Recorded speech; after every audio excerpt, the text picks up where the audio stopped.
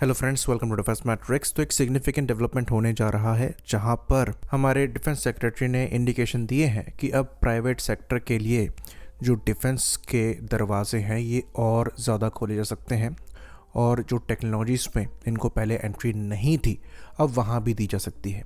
यहाँ पर बात करी जा रही है जो इंडिया की बैलिस्टिक मिसाइल्स हैं उनकी प्राइवेट मैन्युफैक्चरिंग की। तो ये चीज़ हम जानते हैं कि आमका के थ्रू फाइटर एयरक्राफ्ट डेवलपमेंट के लिए जो प्राइवेट इंडस्ट्रीज़ हैं इनको शुरुआत से प्रोग्राम का पार्ट बनाया जा रहा है, जो कि पहले हमारे यहाँ नहीं होता था। उसके पहले हमने देखा कि कैसे जो आर्टलरीज हैं इनकी मैन्युफैक्चरिंग के लिए डीआरडीओ द्वारा टेक्नोलॉजी ट्रांसफ़र करी गई टाटा को और भारत फोर्ज को, और उसके बाद अटैक जैसी गन निकलकर सामने आई। फिर हम देख रहे हैं कि लाइट टैंक्स के लिए भी एलएनटी के साथ पार्टनरशिप चल रही है, और अभी जो नए आर्मर्ड व्हीकल्स बनाए जा रहे हैं जिन्हें VT-21 कहा जाता है, इनकी मैन्युफैक्चरिंग भी प्राइवेट इंडस्ट्री के साथ ही हो रही है, जहां पर डेवलपमेंट वर्क डीआरडीओ के साथ मिलकर किया जा रहा है। तो प्राइवेट इंडस्ट्रीज़ को धीरे धीरे हर एक नीश फील्ड में एंट्री मिल रही है, जहां पर ये अपनी प्रोडक्शन कैपेबिलिटी को और जो प्रोडक्शन क्वालिटी है उसको प्रूव करते चले आ रहे हैं। अभी C295 एयरक्राफ्ट टाटा ने रोल आउट किया है अपनी फैसिलिटी से, जो कि शेड्यूल से पहले हुआ है। उसके पहले हमने देखा था कि K9 वज्र जो कि एलएनटी द्वारा बनाए जाते हैं उनकी डिलीवरीज भी समय से पहले हुई थी। तो प्राइवेट इंडस्ट्रीज़ ने अपनी एफिशिएंसी को यहाँ पर शोकेस किया है कि वो मैन्युफैक्चरिंग क्वालिटी को मेंटेन करते हुए डिलीवरीज ऑन शेड्यूल कर सकते हैं, जिसकी वजह से अब मिलिट्री का भी कॉन्फिडेंस आया है उन पर ज़्यादा भरोसा दिखाने के लिए।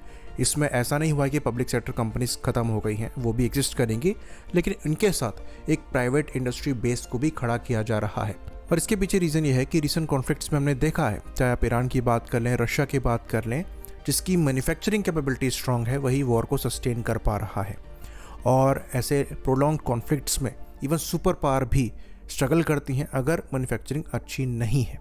ये चीज़ हमने यूएस के केस में देखी है, जहाँ पर इनके स्टॉक्स बहुत तेज़ी से ख़त्म हो रहे थे और मैन्युफैक्चरिंग जो है ये उसको बैलेंस आउट नहीं कर पा रही थी। तो चाइना के केस में ये परेशानी नहीं है, चाइना की मैन्युफैक्चरिंग ही उनकी स्ट्रेंथ है, और अगर इंडिया अपना मैन्युफैक्चरिंग बेस स्ट्रॉन्ग नहीं करेगा तो फ्यूचर के कॉन्फ्लिक्ट्स को लड़ने में हमें परेशानी होगी। तो धीरे धीरे हम हर एक चीज़ को प्राइवेट इंडस्ट्रीज से भी मैन्युफैक्चर करवा रहे हैं। ये चीज़ हम जानते हैं कि मिसाइल प्राइवेट इंडस्ट्री द्वारा पहले से मैन्युफैक्चर करी जा रही हैं, उनके लिए कॉन्ट्रैक्ट भी दिया गया है, जैसे कि रुद्रम मिसाइल हो गई, उसके बाद विश्वराड हो गई, ये अडानी द्वारा मैन्युफैक्चर करी जाएंगी, BDL द्वारा तो करी ही जाती हैं। साथ ही साथ कई मिसाइल्स के पार्ट जो कि BDL असेंबल करता है ये प्राइवेट इंडस्ट्रीज़ द्वारा ही बनाए जाते हैं, लेकिन अभी तक इनको कम्प्लीटली बैलिस्टिक मिसाइल्स बनाने के ऑर्डर्स नहीं दिए गए हैं, ना ही यहाँ से ये मैन्युफैक्चरिंग करते हैं, पार्ट्स बनाते हैं।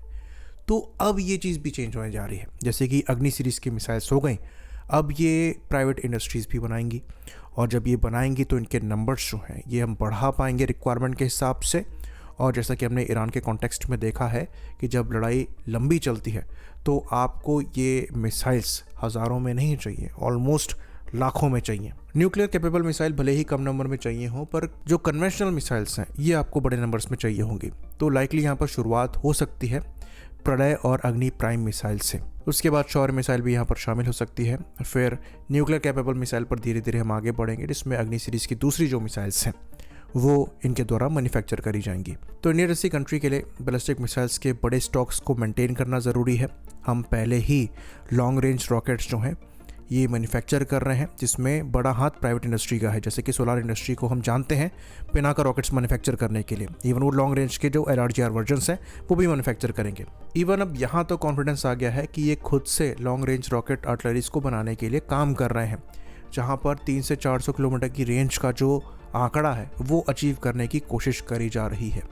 तो जब टेक्नोलॉजी आप ट्रांसफ़र करते हैं इंडस्ट्रीज़ को तो रूम खुल जाता है इनोवेशन का, और यही चीज़ यहाँ पर करने की कोशिश करी जा रही है। लेकिन इसके साथ रिक्वायरमेंट होगी रेगुलेशन की भी, क्योंकि आप प्राइवेट इंडस्ट्री को ऐसी टेक्नोलॉजी दे रहे हैं जो कि पहले फॉरबिडन हुआ करती थी, आपको उसे प्रॉपरली रेगुलेट करना पड़ेगा। तो उसके लिए अगेन आपको एक पूरा सिस्टम डेवलप करना होगा, जो कि कॉम्प्लेक्स तो होगा पर उसके फ्रूट्स जो हैं वो फ्यूचर में हमें दिखाई देंगे, क्योंकि मिसाइल्स के मामले में हमें नंबर्स भी चाहिए, वैरायटी भी चाहिए, और वो तभी हो पाएगा जब आपके पास एक रोबस्ट इंडस्ट्रियल बेस होगा जो कि उस पर काम कर रहा हो।